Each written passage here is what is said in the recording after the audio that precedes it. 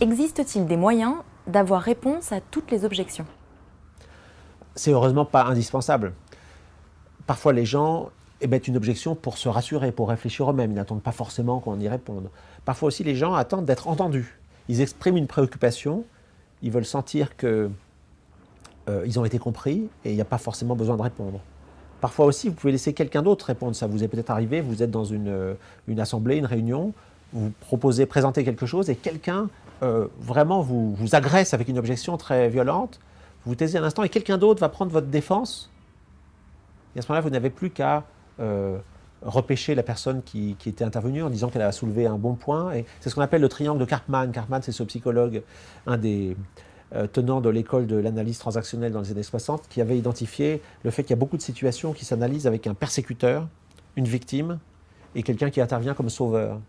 Par exemple, la personne qui vous persécute en faisant une objection vous place en situation de victime, quelqu'un d'autre intervient et est votre sauveur, mais en fait, cette personne, en vous sauvant, persécute le persécuteur qui devient victime.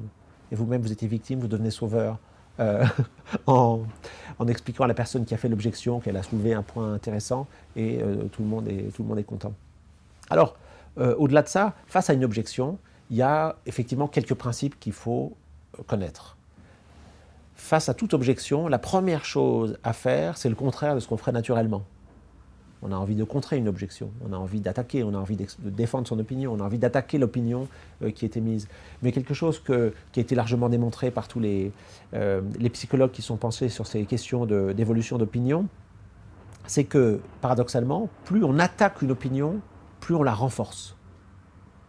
Vous pouvez tester dans n'importe quel déjeuner de famille, vous lancez le sujet des prochaines élections et vous demandez à quelqu'un qui a un avis sur quelque chose. Si cette personne vous attaquez son opinion, eh bien cette personne va la défendre et va devenir de plus en plus convaincue de son avis, alors que même justement, vous essayez de la faire changer d'avis. Donc il faut absolument éviter de contrer l'objection qui vous est faite. Il faut d'abord accueillir l'objection. Il faut d'abord creuser, il faut essayer de comprendre ce qu'il y a derrière. Alors imaginez, il faut donc bien distinguer le débat, par exemple, le débat télévisé politique, où nous sommes adversaires pour une élection. Vous me faites une objection, je dois absolument vous contrer, vous affaiblir, vous donner tort. Mais ce n'est pas vous que je veux convaincre. Ce sont les téléspectateurs. Si en revanche vous êtes une électrice, je suis un candidat, vous me faites une objection en me disant, par exemple, que dans mon programme, je n'ai pas fait assez de choses pour le sport. C'est vous que je dois convaincre, il ne faut pas que je vous contre. Il faut d'abord que je comprenne ce qu'il y a. Parce que je pourrais vous répondre, pour le sport, mais attendez, on vient de financer le grand stade pour notre équipe de Ligue 1. Et vous allez me dire, oui, mais ok, mais moi ce que je veux dire, c'est le sport pour mes enfants. Et à ce moment-là, j'ai répondu complètement à côté. Donc la première chose, c'est d'écouter, d'accepter. Oui, on ne fait pas assez pour le sport. Qu'est-ce qui vous fait dire ça précisément? À quoi pensez-vous? Et montrer de l'intérêt, essayer de comprendre ce qu'il y a derrière. C'est la première chose à faire. La deuxième chose à faire, pour ne pas avoir à contrer l'objection, c'est la recadrer, la reformuler sous une forme qui va être plus positive. La question que vous soulevez, c'est au fond, est-ce qu'on fait assez pour le sport? Ou la question que vous soulevez, c'est que faisons-nous exactement pour le sport? Donc, reformuler l'objection sous forme de question, ou en tout cas, la reformuler sous une forme atténuée. Vous ne faites rien pour le sport, mettons que ce soit l'objection qui soit faite au candidat à la mairie, lui dire oui, je comprends, vous estimez qu'on n'a pas encore fait tout à fait assez pour le sport. Donc je reformule, mais d'une façon atténuée, ce qui va permettre de répondre de façon plus consensuelle. Et dans la façon de répondre, finalement, il y a en gros 3 façons de répondre. Soit, et c'est l'idéal, vous pouvez transformer l'objection en un argument, vous pouvez vous appuyer dessus. Par exemple, vous me dites, vous n'avez pas fait sur le sport, je suis entièrement d'accord avec vous, on n'a pas fait assez pour le sport. Et c'est justement la raison pour laquelle on a décidé cette année, non pas de faire tout seul, mais de s'allier avec 5 autres communes, pour avoir un grand programme. Donc, j'utilise votre objection pour en faire un argument et nous mettre tous les deux d'accord.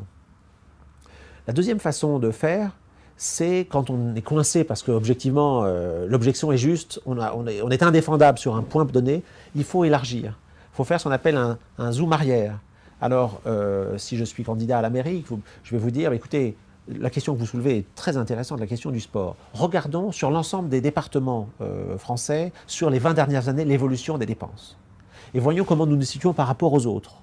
Donc, je vais relativiser la pertinence de votre objection, simplement en vous donnant une perspective plus large. Je ne vais pas vous montrer que vous avez tort, je vais vous montrer que vous avez certainement raison dans une perspective donnée, mais si on regarde de façon plus large, bien, au fond, j'ai sans doute des possibilités de vous amener à être d'accord avec moi. Et l'autre possibilité, c'est au contraire de faire un zoom avant, de prendre un exemple précis, d'être très concret. On ne fait pas assez pour le... Vous avez sûrement raison.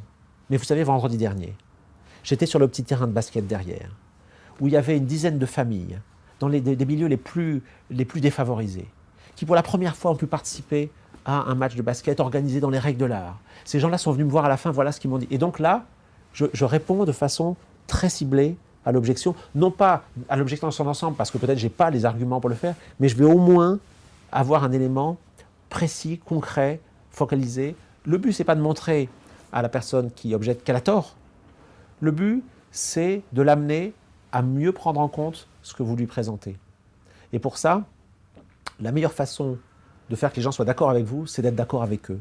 Montrer qu'il y a une part de vérité dans ce qui est dit. Ne vous mettez pas en opposition, mettez-vous, c'est une image, côte à côte avec la personne. Et de cette façon-là, effectivement, il n'y a pas d'objection à laquelle on ne puisse pas répondre.